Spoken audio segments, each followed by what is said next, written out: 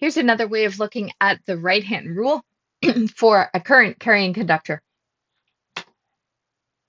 When your thumb of your right hand, thumb of your right hand, points in the direction of conventional current flow through a conductor, the fingers point in the direction of the magnetic lines of flux going around that conductor. So I think this diagram shows it really well.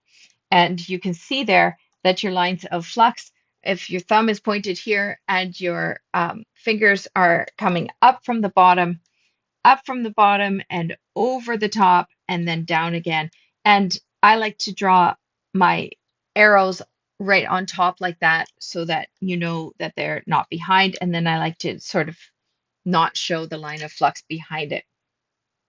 This is conventional current. In this case, there is your current flow. So that's another way of looking at um, uh, lines of flux around a current carrying conductor. And remember, that's different than lines of flux around a bar magnet, which look like this. I'll draw it with north over here this time and south here. And these lines of flux would come out of north into south.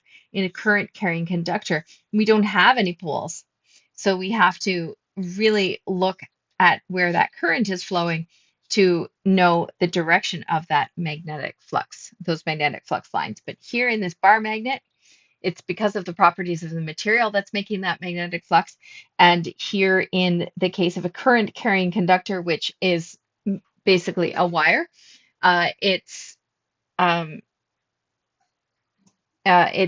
current that makes the flux happen.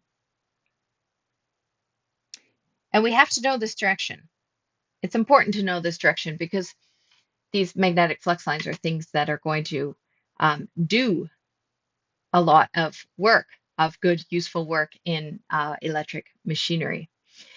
Here's another example of it from a textbook, commonly communicated this way. And here, the thumb is pointing in the direction of that conventional current, and the flux lines move around it. Now, here's a way of drawing it. And I said on this page here, I said feathers. What do I mean by feathers? Feathers. Um, I'm talking about a dart, but not the type of dart that people call dart. People call things these days darts. Not that kind of dart. I'm talking about a dart like that you throw and hit a bullseye, like the old-fashioned game of darts. So this is a way of drawing a current carrying conductor cross section.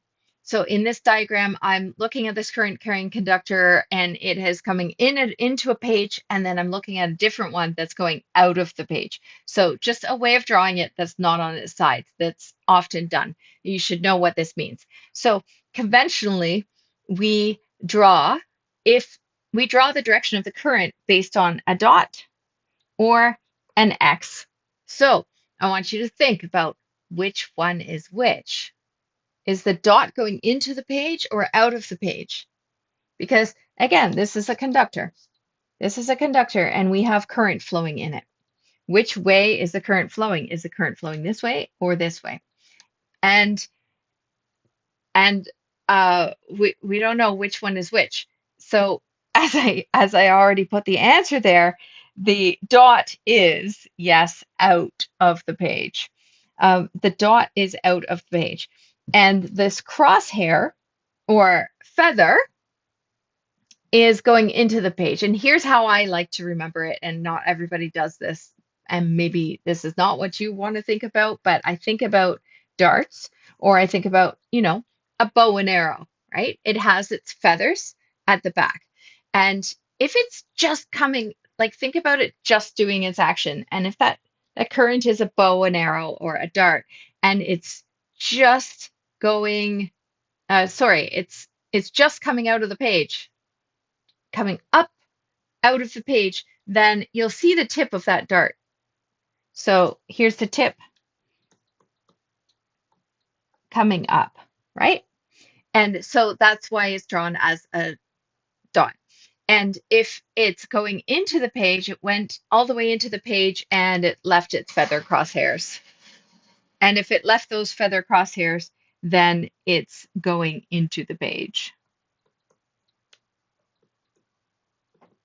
Now, you could say it either way. You could say, oh, well, when it first goes into the page, it's a dot. And when after it goes into the page, it's crosshairs. So I know this is not ideal, but it's just something that I like to remember about conventional current flow and how we draw it in a um, in a cross-sectional profile, which really we would only do in magnetism because it's a pretty boring view of a conductor. But when we're interested in the magnetism, again, all of that good stuff happens in the free space around the conductor. And we want to draw those magnetic lines of force and we need to figure out what's going to go on with them. Then we like to draw it this way. So here we go. I'm going to do the right hand rule on the one with the tip, with the dot. Then that means that the current is coming out of the page. So the magnetic flux is moving this way. So current coming out of the page, my fingers showed that the magnetic flux lines are moving this way. And if it's going into the page, it's going like this, into the page. My magnetic field lines are going this way, into the page, into the page. And there they are going that way. And if I bring these over to the same location, they're going like this. Which brings me to the next topic of let's get these together and join all of those up. And we join them by changing the shape. Let's not just put two conductors parallel. Let's let's um let's put them beside each other and see what they can do.